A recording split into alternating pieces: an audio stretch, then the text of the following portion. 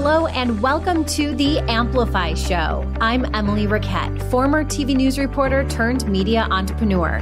I've spent my entire career shining a spotlight on inspiring people doing incredible things. In each episode, I share an interview or message to help you amplify your business and your life. Thanks for joining me and get ready to amplify. Hi everyone, today I am talking with Allie Casazza. She is the Minimalist Mom, CEO, and host behind The Purpose Show. I discovered Allie on Instagram, and when I realized that her life goal and mission is to help moms experience joy and simplicity and ease in motherhood, I just felt like she was a soul sister and I had to talk to her. And then I also found out she's running a very successful, fast growth business and homeschooling her 4 kids at the same time. So, I mean, come on, goals all around. Really excited that I was able to chat with Allie. And because I'd been following her podcast for a while and read some of her blogs, I was able to really dig deep and ask some questions where I couldn't find answers to in other places. A lot about her journey and when specifically she went through a massive purge and decluttering that changed her life and how she did it. I think I got as specific enough to ask how many garbage bags did she fill. But I asked about some of her best tactics when you're starting to declutter. I am on just like a life mission to always simplify in so many areas. And once you start simplifying the stuff and the physical stuff in your space, then you realize it just kind of flows into other areas of your life. And you start making work and relationships and your calendar even better and more white space, just like your home and your closets. So it was really fun to just geek out on some of that with Allie. And also we talked about her business and some of the work that she's doing, like what really makes the most impact, how she structures her team. I love how she batches her schedule. We filmed this episode on her one press day a month that she does. And I know she is a queen at batching her podcast, which is something I need to get better at now that I'm only really working a few hours a week. And she shared her schedule. She works pretty much Tuesday, Wednesday, Thursday, just a few hours each day. And we talked about what it takes to really get your business to a place where you can have it operate that way. And while it's not easy to get to that place, for me, I've found you have to recognize at some point that you've put in the work to then be able to make it easy. And if you never get there, if you're always in hustle mode, I mean, what's the point, right? And she talks a lot about making sure you're not just speeding through motherhood, like counting down the minutes until nap time or bedtime and constantly picking up after your children and instead actually enjoying their childhood.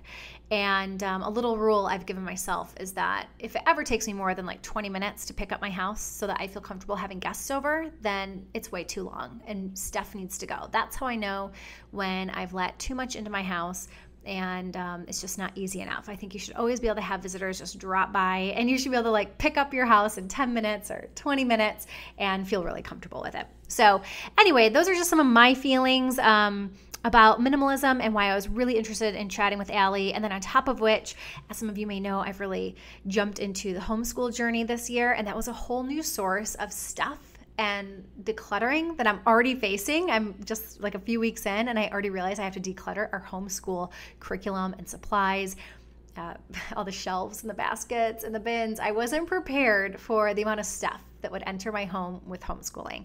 And I think the reality is you don't need a lot of stuff. I think a lot of us know that, but it's really hard not to let this stuff in. And we talk about that as well. We also talk about one of the main reasons I rarely do coffees or, can I pick your brain or can we meet for coffee? Because of what that does to your calendar and just simplicity in life. So anyway, hopefully you'll find lots of great stuff here and then hop on over to Allie's special link that she put up. We have it in our show notes that she created just for the AMPLIFY Show, and she breaks down all of her best resources for us. So thanks so much, Allie. Hope everyone enjoys this. Allie, so great to see you. Thank you for being on the show. Can you just give a little backstory on your life and how you became the minimalist mom that you are and such a thought leader in your space? Yeah, thank you so much for having me. So really what I do today in the podcast and the business as a whole came from my own personal story, which I think that a lot of our the best purpose-led businesses come from like hardship or a story. And it was about 8 years ago for me now, where I basically had 3 babies under 3. And I was like, obviously so overwhelmed.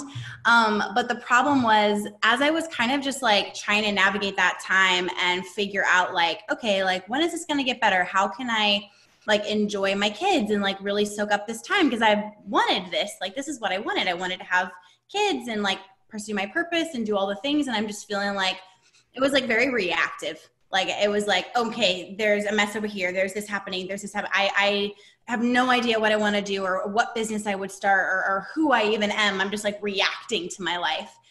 And the message that I got, which is basically just typical mom culture, is yeah, this is motherhood. Like kind of like good luck, like grin and bear it. Gets a little bit better when they get older, but then they're teenagers and it's like hard all over again. So like, yeah, just really, I know what you mean. 100%. Negative. I love that you put this into words. I never really noticed it until I heard you talk about this. And I thought, yes, why is it from the minute you get engaged, really, you tell people you're engaged and what happens? People are like, if I could do it all over again, I just have the small party and save yourself the money.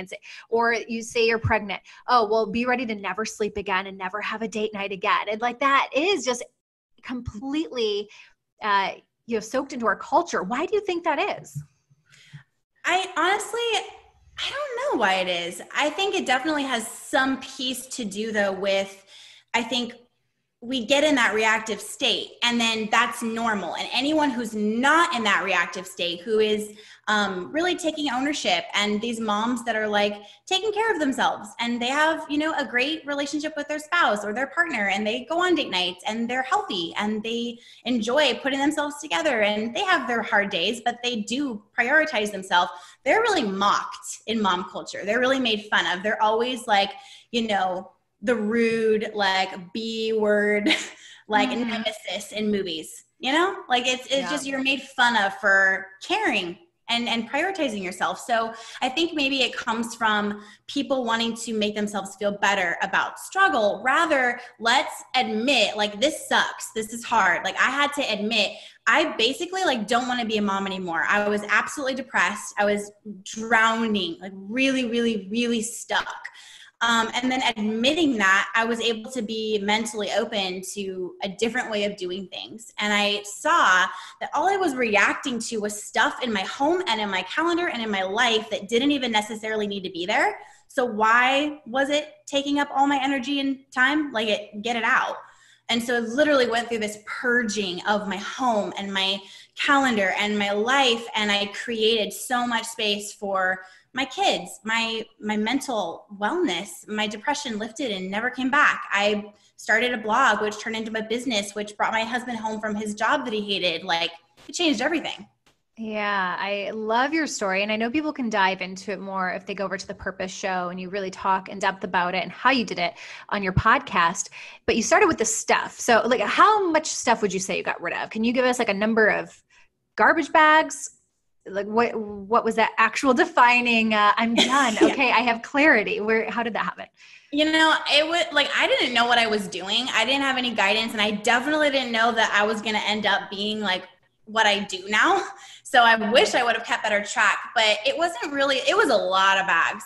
Like, it was a lot of stuff, like, just, my gosh, like, it was just so much stuff in corners, in bins, shoved, pushed under the beds, in the drawers, in the and I was just like, this is all the stuff the kids are pulling out while I'm cleaning another room. Like, I don't care about having a perfect house. I don't care about how much I'm cleaning and how my home and being a certain way. I don't care. But it was like I had no space to live my life.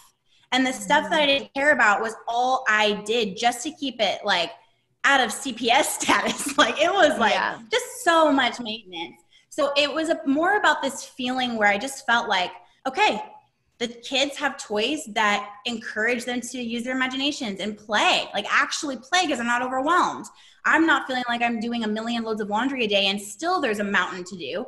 I'm not feeling depressed. I'm not feeling overwhelmed anymore. I actually experienced boredom. And I hear that a lot in my community, that these moms that have 3, 4, 5 kids are like, I'm freaked out because I actually felt bored today. And I'm like, girl, it is time to like wake up to your purpose and figure out what you want to do. Like you're a woman. You're not just a mom. If that's your choice, go all in. Like, let's go all in on that. But like, what are you here for? What lights you up? And moms typically don't even have mental space to go there. Yes. And for me, it starts with little things. Like I became ruthless about the little junky toys and I don't allow them. And sometimes I know there are people like, oh, Emily, that's not fair. But no, I do not allow little junky, like whether it's Lego pieces or the knick-knacky things that come if we get something like one of those free toys, I let my kids play with it while they're in the car. And then the minute that thing, I find that laying on the ground or whatever, it's going in a donate bin or in the trash or I don't care. I'm ruthless about little things because once I picked it up more than once, like I'm never picking this up again. And then my other little hack for that is just having some beautiful toys that I don't mind always being out. Like they kind of just, it's worth investing in a few pieces. What are some of your top simplicity and decluttering tips? Okay, so the best place to start, because this is overwhelming. You're hearing what I'm saying. You think like, I want that. I don't want my house to be taking this from me. But then it's like, you look at your house and it's overwhelming. So start in the bathroom, because no one, unless you have a really unique style of laying out your house, no one really keeps like hard to let go of items or sentimental items or things are really precious in their bathrooms. It's like things that are easy yeses and nos. Old hair tools that don't work. Old makeup you shouldn't even have anymore because it's gross, like old stuff that just doesn't work anymore. Get that momentum going. Get your bathroom to, this is where you show up for your day. Like this is where you get ready to live your life and make memories. Infuse everything that you do with purpose and get really lit up about the fact that you are physically making more space for life to happen instead of maintaining your life. You'll be making space to actually live it. That's big. That's so much bigger than I wish I'd cleaned less. And then think about that and get that momentum built up. If you start there, you're going to feel so good. It's way easier to move on to another area. Yes. You know what lights me up? I never realized how much energy I get from just white space, opening a drawer or the medicine cabinet or a cabinet in my kitchen and seeing space. It just feels incredible. And seeing space gives me a feeling of abundance, which you would think it's the opposite, that I should have just 100 toothpaste tubes and that would make me feel abundant. What makes me feel abundant is seeing just space and beautifully organized spaces. And once you can experience that, then you are constantly in a pursuit for more of it, I find. So now when I'm feeling stressed, it's because I want more and more white space.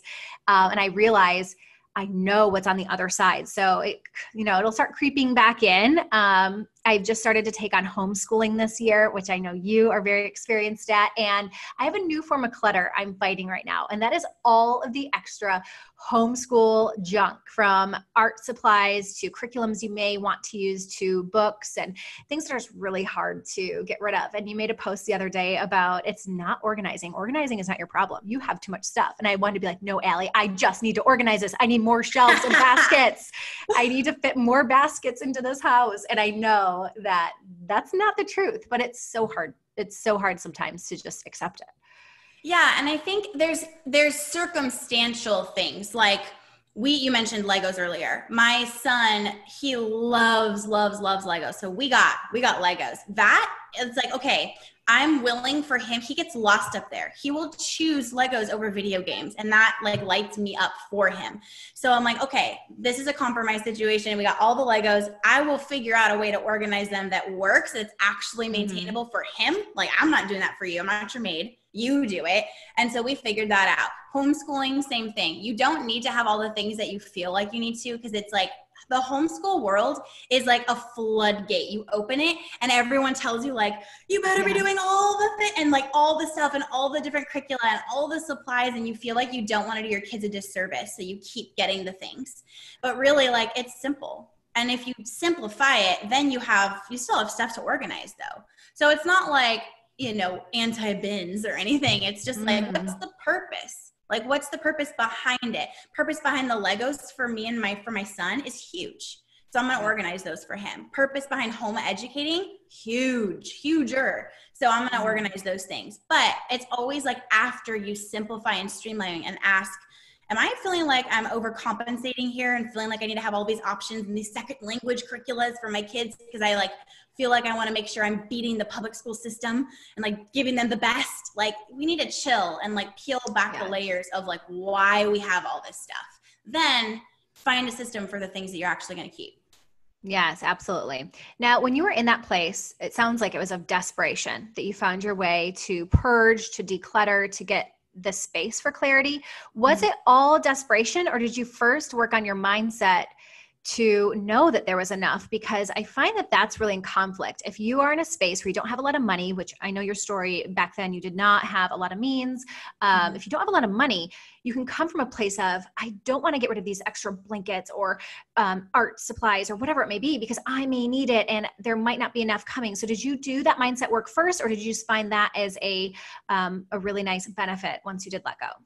Yeah, it was a benefit after. To be honest with you, Emily, I was so desperate. It was kind of like, this is my last ditch attempt to fix this. Like, I don't know what else to do. And I had this just like, it was just like this like divine download. Like, this is it.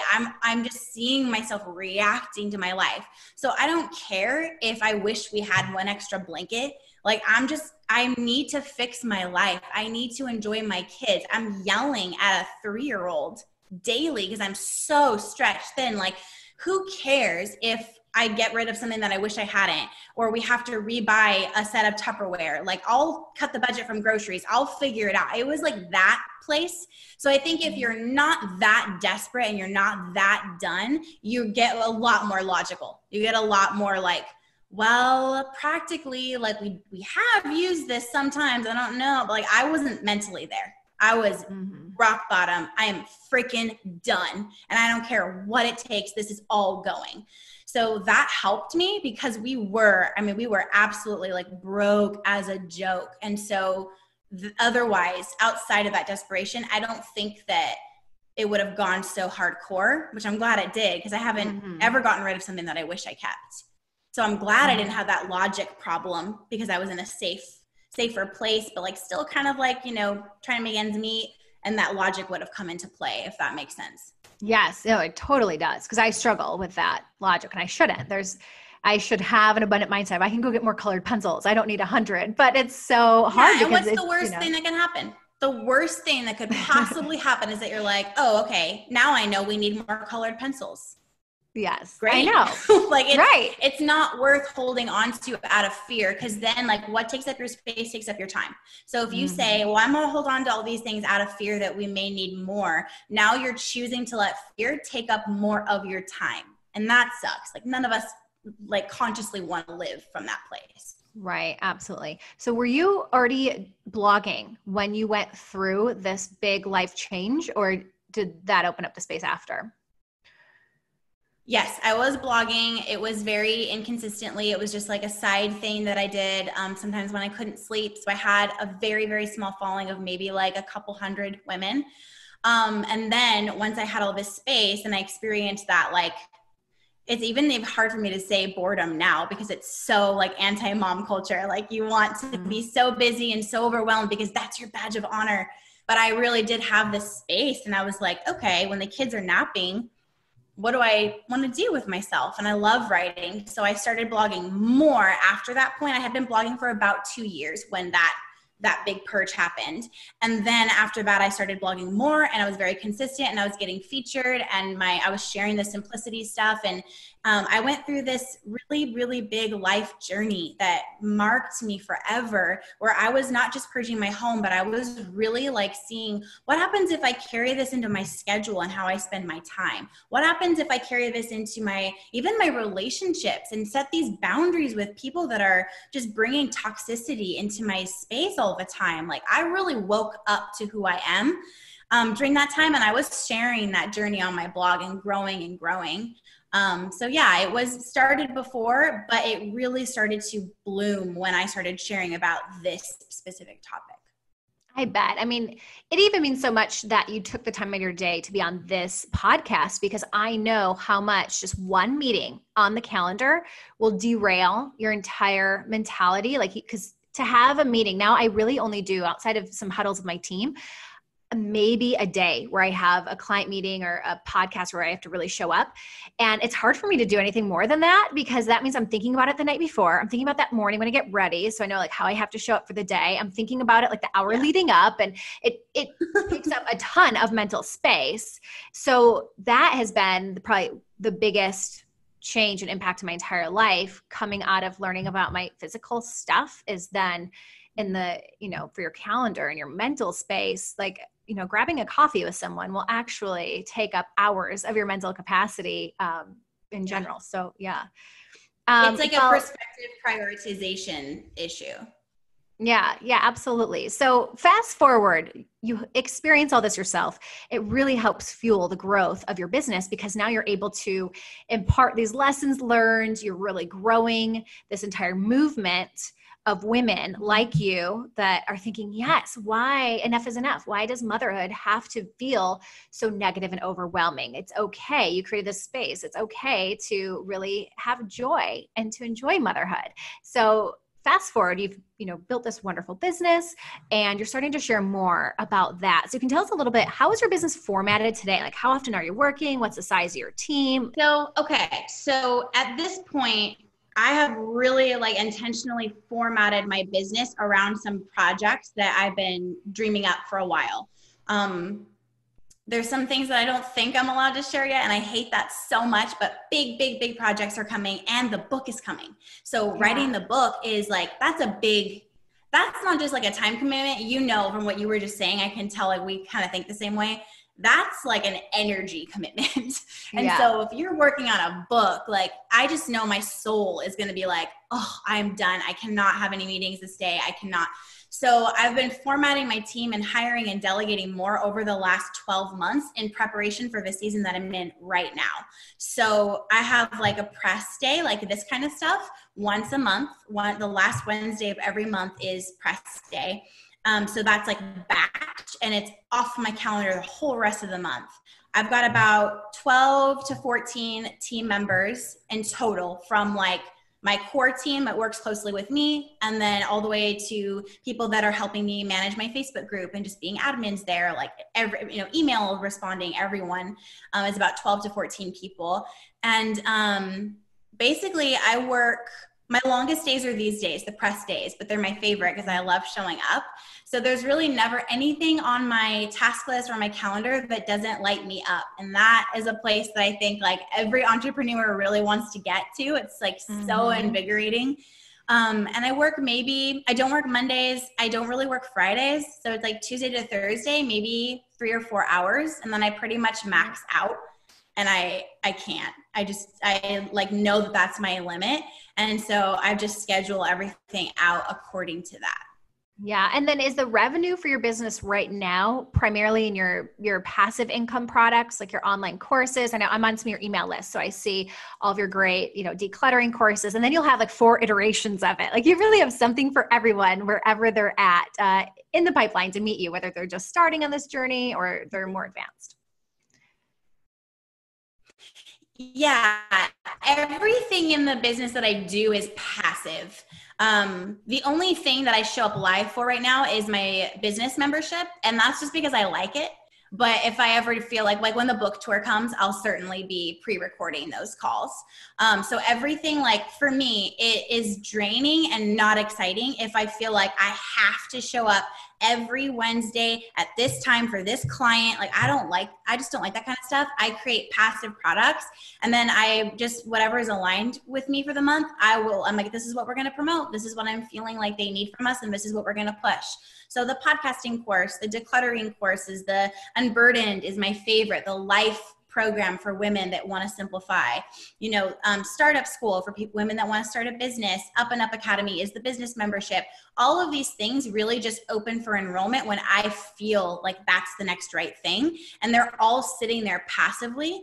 And a lot of them are open all the time, and they make money passively always. So it's I'm very focusing on the energy in me behind what we're going to do next. I don't really have every May we do this at this. It's like, what am I feeling? Like, what's downloading for me? What's going on in the community? What DMs am I seeing a lot? What is pulling me forward? And that is what I can get behind and really show up for. And I know that it'll be the best launch ever because I'm like feeling the energy of that product. And that's what I'm excited about. So the whole team really just responds to wherever I'm at as a CEO, if that makes sense. Yeah, that's brilliant. I've just, after nearly 8 years in business, really had that clarity of the true currency that I'm chasing is really a level of freedom, that nothing can stress me out or control my time or energy. Whereas before I was really chasing specific revenue goals or impact goals or size of team goals or certain types of work. And now I realize it's really just about the freedom to be able to take whatever type of season you need. And there might be a season that you really need to scale back, or you just want to relax, and having that opportunity to scale up and down like that is, I think, the ultimate goal, especially for a mom entrepreneur. Yeah, for sure. If something happens, I don't have the pressure of like, oh my God, the launch. Like it could just be repurposed from last time and it could go without me. It could just be paused. Everything is passive and flexible so that I can focus on my family. Why would I make a business? Like, why would I go through the story that I did with clutter and then create a business out of that chains me away from my family in the same way that stuff did? It just didn't make sense for me. So what's your advice for a mom out there that is still, she's still in the thick of it, maybe with young kids, but she's finding what her purpose is. She knows what she wants to do. She's just literally trying to get her head above water to make the space to do it. Yeah, I would say truly, what takes up your space in your physical space and on your calendar space is taking up your time. And Annie Dillard said, how we spend our days is, of course, how we spend our lives. So what your days are feeling like this is the sum of your life. It's the mundane days. It's not the Disney World trips and the extra special weeks and days. It's the mundane, simple, regular day-to-day stuff. So if you're not happy with how that's feeling, you should feel empowered because you can literally and physically remove stuff and create more time. Like the unreplenishable resource, that's amazing. And so when you think about it like that and you're like, I want to do this, I want to start up a business, but I just don't have time. Yeah, you do. It's just buried in your closets. It's buried in all the maintenance. It's buried in all the hours you're spending on a house that should take you 30 minutes a day to pick up. That's really liberating. That's pretty exciting. Mm-hmm. So I would start by physically creating that space. Do an audit of your calendar and your life. What feels heavy? What do you notice you always dread? Do you always dread Mondays? Do you always dread that commitment you've been doing on Wednesday nights for years? Like, reevaluate, and this is your life. This is how your life is going to feel on these regular days. So like, wake up, decide to take ownership and go through and audit everything and put everything in the priority it should be in, and then create space to work on that thing that is really lighting you up that you wish you could do. Yeah, I love that. Well, you seem really strong in your faith. If anyone's listened to your podcast or they follow you on Instagram, they'll see that. Where did that really develop for you? Was that something you were raised with, or did you find that through a lot of the hardship that you went through? Yeah, I was raised in a Christian home. I went to a Christian school my whole life. And actually, the school I went to and just the way that I was raised there, not really at home, but there, actually detoured me from really connecting with God. It was very much a suppressive, religious, just very, very kind of dark and very distancing yourself from who God actually is. And I did really connect with God in that time of my life because I had that moment where I just really felt these words were coming to me and they weren't me. I wasn't thinking like, this is the answer. You're reacting to your whole life, girl. Like, get it together. Like, I didn't know to think that. And so I really walked with God through that. And I do the same thing in my business. I'm very, very spiritual. I very much am open to God's leading, and just like everything that I do has a spiritual aspect. Every launch, every podcast episode, I'm infusing with, open up my throat and my voice and speak through me to these women that need it. It's not just like, what episode should we do that ties into the promotion where, it's very spirit led. And I think I know that is the bulk of the success that I've had. I think people go way too hard on strategy and they remove the energy, the spiritual side of it, the God side of it. And if we would open up to that more and lead more with our gut, especially as women, I think that the success comes a lot faster and a lot stronger when you do that. Yeah, absolutely. The special intuition that we have. And, I was stuck on a fast growth pace and in certain masterminds where it was all strategy and I was really buried in numbers and spreadsheets. And that's what really helped through this pandemic when everything, like 80% of our business was rocked during all of this. I had nothing else to fall back on, but this like nagging little voice inside of me that was telling me that this is actually the biggest blessing you've had. And I just had to like let go and trust. And that was such a 180 from what I was striving for the last, couple of years. And then I always heard people talk about that. And I always thought like, what does that even mean? But when you really let go and just trust, things I don't even know how to explain it. They just got easier. And then I just started finding the resources I needed, or like I found I don't even remember how, but I was like, oh, this is like exactly what I need right now. I'm starting homeschool. I'm totally into minimalism, but I need to like pick back up over here. And I swear things will just start coming to you that you need. Yeah, absolutely. I think it's when we have this like tight grasp on everything and like, well, you're supposed to convert a webinar at this %. So we have to strip this down. We have to redo this. We have to look at the analytics. And while that is helpful, it's really just a tool. It's kind of like if you want to get healthy, the scale is just a tool. You don't even really need it. It's about how you feel. It's same with business. It's about how you feel. And the analytics are a helpful tool, but they are absolutely not everything. For me, they're like 5% of what I'm looking at.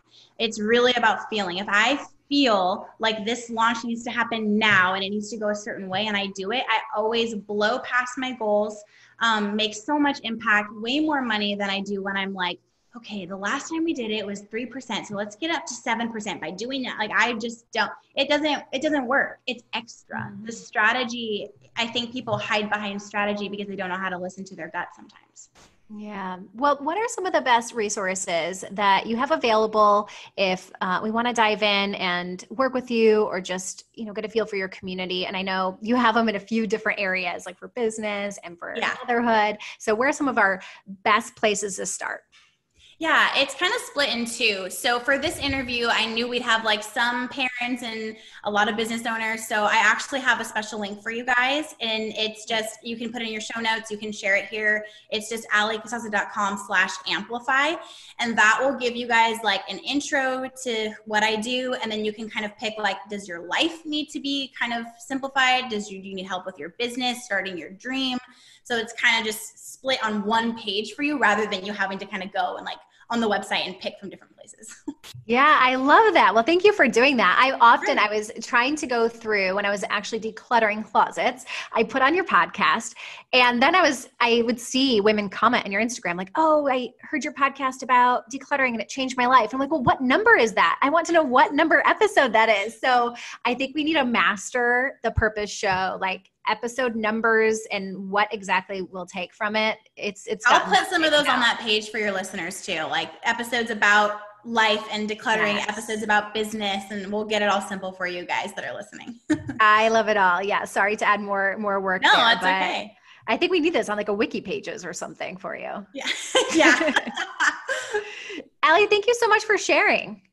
Yeah, absolutely. Emily, thank you so much for talking with me. This was so great. Yeah. Good luck with the book launch and cannot wait. It's called Declutter Mama or Declutter Like a Mother. Declutter Like a Mother. I saw you post about this and congrats just on your entire book deal. And it's going to change lives for sure. Thank you so much. I'm so excited. Thanks so much for hanging out and listening to today's episode. If you were inspired by what you heard, I'd love if you shared it on social, give it a 5-star review on iTunes, and spread the word. But more than being inspired, I hope you're motivated to take action. Remember to just start. Take those steps today to get to where you want to be. And if you're ready to take your business to the next level, head on over to gethappypr.com and check out my agency and what we can do for you, or connect with me over on Instagram at Emily Rickett. That's Emily, Rickett. See you next time.